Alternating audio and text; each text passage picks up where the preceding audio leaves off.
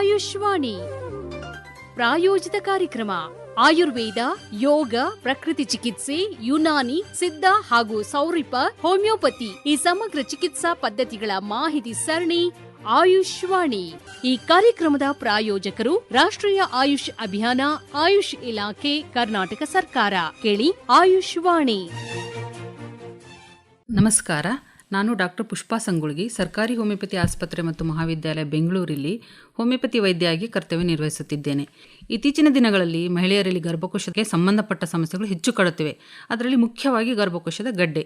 ಇದೊಂದು ನಾನ್ cancerous Benin tumour ಅಂತ ಹೇಳಬಹುದು. ಗರ್ಭಾಶಯದ ಗಡ್ಡೆಗಳು ಉಂಟಾಗಲು ನಿಖರವಾದ ಕಾರಣಗಳು ಇನ್ನೂ ಸ್ಪಷ್ಟವಾಗಿ ತಿಳಿದಿಲ್ಲವಾದರೂ ವೈದ್ಯಕೀಯ ಸಂಶೋಧನೆಗಳ ಪ್ರಕಾರ ಕೆಲವೊಂದು ಅಂಶಗಳು ಪ್ರಮುಖ ಪಾತ್ರ ವಹಿಸುತ್ತವೆ. ಅದರಲ್ಲಿ ಮುಖ್ಯವಾಗಿ ಶರೀರದಲ್ಲಿ ಹಾರ್ಮೋನುಗಳ ಬದಲಾವಣೆ. ಅದರಲ್ಲಿ ಈಸ್ಟ್ರೋಜನ್ ಮತ್ತು ಪ್ರೊಜೆಸ್ಟ್ರಾನ್ ಎಂಬ ಹಾರ್ಮೋನುಗಳ ಮಟ್ಟ ಹೆಚ್ಚಾದಾಗ ಈ ಗಡ್ಡೆಗಳು ಬೆಳೆಯುವ ಸಾಧ್ಯತೆ ಇರುತ್ತದೆ. ಋತುಬಂಧದ ಅಂದರೆ ಮೆನಾಪಾಸ್ ನಂತರ ಈ ಹಾರ್ಮೋನುಗಳ ಮಟ್ಟ ಕಡಿಮೆಯಾದಾಗ ಗಡ್ಡೆಗಳು ತಾವಾಗಿಯೇ ಕುಗ್ಗುತ್ತವೆ. ಸರ್ವೇ ಸಾಮಾನ್ಯವಾಗಿ 30 ರಿಂದ 50 ವಯಸ್ಸಿನ ಮಹಿಳೆಯರಲ್ಲಿ, ಅಂದರೆ ಸಂತಾನೋತ್ಪತ್ತಿ ಹಂತದಲ್ಲಿರುವಾಗ ಈ ಸಮಸ್ಯೆ ಹೆಚ್ಚಾಗಿ ಕಂಡುಬರುತ್ತದೆ. ಕೆಲವೊಂದು ರಿಸರ್ಚ್ ಪ್ರಕಾರ 30% ಮಹಿಳೆಯರಲ್ಲಿ 30ರ ವಯಸ್ಸಿನಲ್ಲಿ ಮತ್ತು 70% ಮಹಿಳೆಯರಲ್ಲಿ 50ರ ವಯಸ್ಸಿನಲ್ಲಿ ಈ ಗರ್ಭಕೋಶದ ಗಡ್ಡೆ ಆಗುವ ಸಾಧ್ಯತೆ ಹೆಚ್ಚು. ಇನ್ನೊಂದು ಕಾರಣವೇನೆಂದರೆ ಆನುವಂಶಿಕತೆ. ಕೆಲವೊಂದು ಕುಟುಂಬಗಳಲ್ಲಿ ತಾಯಿ ಮತ್ತು ಅಜ್ಜಿಗೆ ಗರ್ಭಕೋಶದ ಗಡ್ಡೆ ಸಮಸ್ಯೆ ಇದ್ದರೆ ಅದು ಮುಂದಿನ ಪೀಳಿಗೆಗೆ ಬರುವ ಸಾಧ್ಯತೆ 3 ಪಟ್ಟು ಹೆಚ್ಚಿರುತ್ತದೆ. ಇನ್ನು ಮತ್ತೆ ಶರೀರದಲ್ಲಿ ಬೊಜ್ಜು ಅಂದರೆ ದೇಹದಲ್ಲಿ ಅಧಿಕ ಕೊಬ್ಬು ಇದ್ದರೆ ಈಸ್ಟ್ರೋಜನ್ ಉತ್ಪಾದನೆ ಹೆಚ್ಚಾಗುತ್ತದೆ. ಇದು ಫೈಬ್ರಾಯ್ಡ್ಗಳ ಬೆಳವಣಿಗೆಗೆ ಪೂರಕವಾಗುತ್ತದೆ. ಮತ್ತೆ ಕೆಲವೊಂದು ಆಹಾರ ಪದ್ಧತಿಯಲ್ಲಿ ವ್ಯತ್ಯಾಸ ಒಂದು ಕಾರಣವಾಗಿರುತ್ತದೆ. ಅಂದರೆ ಅತಿಯಾದ ಕೆಂಪು ಮಾಂಸ ಸೇವನೆ, ಸಂಸ್ಕರಿಸಿದ ಸಕ್ಕರೆ ಮತ್ತು ಕಾರ್ಬೋಹೈಡ್ರೇಟ್ಗಳ ಸೇವನೆಯು ಫೈಬ್ರಾಯ್ಡ್ ಅಪಾಯವನ್ನು ಹೆಚ್ಚಿಸಬಹುದು. ಇನ್ನು ಕೆಲವೊಂದು ಕಾರಣ ಕಡಿಮೆ ವಯಸ್ಸಿನಲ್ಲಿ ಮುಟ್ಟಾಗುವುದು, ಅಂದರೆ 10 ವರ್ಷಕ್ಕಿಂತ ಮುಂಚೆ ಮುಟ್ಟಾಗುವುದು, ಮತ್ತೆ ವಿಟಮಿನ್ ಡಿ ಕೊರತೆ, ಅಧಿಕ ರಕ್ತದೊತ್ತಡ ಮತ್ತು ಸ್ಟ್ರೆಸ್ ಕೂಡ ಒಂದು ಕಾರಣವಾಗುತ್ತದೆ. ಈ ರೋಗದ ಲಕ್ಷಣಗಳು ಏನೆಂದರೆ ಸುಮಾರು 50% ಮಹಿಳೆಯರಲ್ಲಿ ಗರ್ಭಕೋಶದ ಗಡ್ಡೆ ಇದ್ದರೂ ರೋಗ ಲಕ್ಷಣಗಳು ಕಂಡುಬರುವುದಿಲ್ಲ. ಇನ್ನು 50% ಮಹಿಳೆಯರಲ್ಲಿ ಮುಟ್ಟಿನ ಸಮಯದಲ್ಲಿ ಅತಿಯಾದ ರಕ್ತಸ್ರಾವ, ಕೆಳಹೊಟ್ಟೆ ನೋವು ಮತ್ತು ಬೆನ್ನು ನೋವು, ಆಗಾಗ ಮೂತ್ರ ವಿಸರ್ಜನೆ ಮಾಡಬೇಕೆನಿಸುವುದು, ಮತ್ತು ಲೈಂಗಿಕ ಸಂಪರ್ಕದ ಸಮಯದಲ್ಲಿ ನೋವು ಉಂಟಾಗುವುದು. ಇನ್ನು ಕೆಲವೊಂದು ಲಕ್ಷಣಗಳು ವ್ಯಕ್ತಿಯಿಂದ ವ್ಯಕ್ತಿಗೆ ಬದಲಾಗುತ್ತದೆ. ಮತ್ತು ಹೋಮಿಯೋಪತಿ ಚಿಕಿತ್ಸಾ ಪದ್ಧತಿಯಲ್ಲಿ ರೋಗಿಯ ದೇಹ ಮತ್ತು ಮನಸ್ಸಿನ ಸಂಪೂರ್ಣ ಸ್ಥಿತಿಯನ್ನು ಆಧರಿಸಿ ಚಿಕಿತ್ಸೆ ನೀಡಲಾಗುತ್ತದೆ. ಮತ್ತು ಗಡ್ಡೆಯ ಗಾತ್ರ, ಲಕ್ಷಣಗಳು, ಹಾರ್ಮೋನುಗಳ ಅಸಮತೋಲನೆ ಇವೆಲ್ಲವನ್ನು ಪರಿಗಣಿಸಿ ಚಿಕಿತ್ಸೆ ನೀಡಲಾಗುತ್ತದೆ. ನಮ್ಮ ಹೋಮಿಯೋಪತಿ ಚಿಕಿತ್ಸಾ ಪದ್ಧತಿಯಲ್ಲಿ ಸರ್ವೇ ಸಾಮಾನ್ಯವಾಗಿ ಬಳಸುವ ಕೆಲವು ಔಷಧಿಗಳಲ್ಲಿ, ಅಂದರೆ ನಾವು ಕೆಲವೊಂದು ಔಷಧಿಗಳನ್ನು ಕಾನ್ಸ್ಟಿಟ್ಯೂಷನಲ್ ಆಗಿ ಕೊಡುತ್ತೇವೆ ಮತ್ತು ಕೆಲವೊಂದು ಔಷಧಿಗಳನ್ನು ಸ್ಪೆಸಿಫಿಕ್ ಆಗಿ ಕೊಡುತ್ತೇವೆ. ಕಾನ್ಸ್ಟಿಟ್ಯೂಷನಲ್ ಔಷಧಿಗಳಂತೂ ಬಂದಾಗ ಸೆಪಿಯಾ, ಕಲ್ಕೆರೆಕಾರ್ಬ್, ನ್ಯಾಟ್ರೆಮ್ಯೂರ್, ಲ್ಯಾಕೆಸಿಸ್, ತೂಜಾ ಈ ಔಷಧಿಗಳನ್ನು ಕೊಡುತ್ತೇವೆ.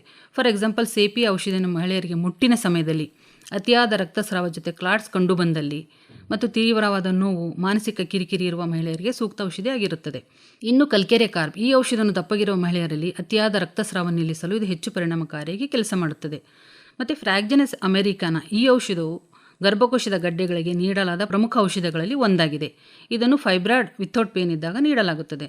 ಇನ್ನು ಕೆಲವೊಂದು ಔಷಧಗಳು ತಲಾಪ್ಸಿಬರ್ಸಾ ಪೇಸ್ಟಾರಿಸ್, ಇಸ್ಟುಲಿಗೋ, ಫಾಸ್ಫರಸ್, ಎರಿಜಿರಾನ್ ಮುಟ್ಟಿನ ಸಮಯದಲ್ಲಿ ವಿಪರೀತ ರಕ್ತಸ್ರಾವ ನಿಲ್ಲಿಸಲು ಪರಿಣಾಮಕಾರಿಯಾಗಿರುವ ಔಷಧಗಳಾಗಿವೆ. ಹೀಗೆ ಸುಮಾರು ಹೋಮಿಯೋಪತಿ ಔಷಧಗಳಿಂದ ರೋಗಿಗಳಲ್ಲಿ ರೋಗ ಲಕ್ಷಣ ಕಡಿಮೆ ಮಾಡುವುದಲ್ಲದೇ ಸುಮಾರು ಫೈಬ್ರಾಯ್ಡ್ ಕೇಸಸ್ಗಳಲ್ಲಿ ಫೈಬ್ರಾಯ್ಡ್ ಸೈಜ್ ಕಡಿಮೆಯಾಗಿದ್ದು ನಮ್ಮ ಆಸ್ಪತ್ರೆ OPDಯಲ್ಲಿ pre and post treatment ultrasonography records ಇದೆ ಅಂತ. ಸುಮಾರು 40 ರಿಂದ 60% ಮಹಿಳೆಯರು ಗರ್ಭಕೋಶದ ಗಡ್ಡೆ ಇದೆ ಅಂದರೆ ಭಯಪಟ್ಟು ಶಸ್ತ್ರಚಿಕಿತ್ಸೆಯಿಂದ ಗರ್ಭಕೋಶವನ್ನೇ ತೆಗೆಸಿಕೊಳ್ಳುತ್ತಾರೆ. ಆದರೆ ನಮ್ಮ ಹೋಮಿಯೋಪತಿ ಚಿಕಿತ್ಸಾ ಪದ್ಧತಿಯಿಂದ ರೋಗ ಲಕ್ಷಣಗಳನ್ನು ಕಡಿಮೆ ಮಾಡೋದಲ್ಲದೇ ಫೈಬ್ರಾಯ್ಡ್ ಸೈಜನ್ನು ಕಡಿಮೆ ಮಾಡಲು ಪರಿಣಾಮಕಾರಿ ಔಷಧಿಗಳು ಇವೆ. ಧನ್ಯವಾದಗಳು.